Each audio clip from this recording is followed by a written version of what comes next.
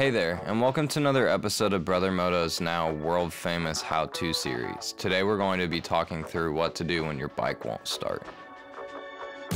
Now, we've all been there. You wake up from a night of camping in the woods and pack up your sleeping roll only to find out that your motorcycle will no longer turn on. Here's a couple tips and tricks to troubleshoot what's going on with your bike.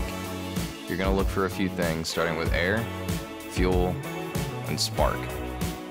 Just like us humans, without air we are dead.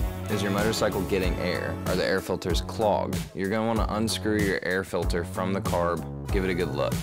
Make sure that there's no mud or debris. Make sure that it's dry, that it didn't get wet the night before. If you verify that everything is good, go ahead and put it back on airtight.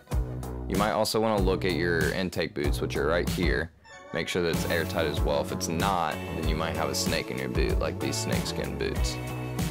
Next is fuel. Go ahead and open up the gas tank, give it a good look, give it a good shake.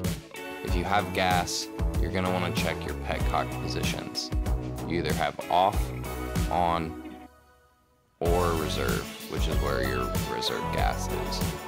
If your bike has power, looks like it's getting gas, and the air filters seem to be flowing, maybe your bike is not getting any spark.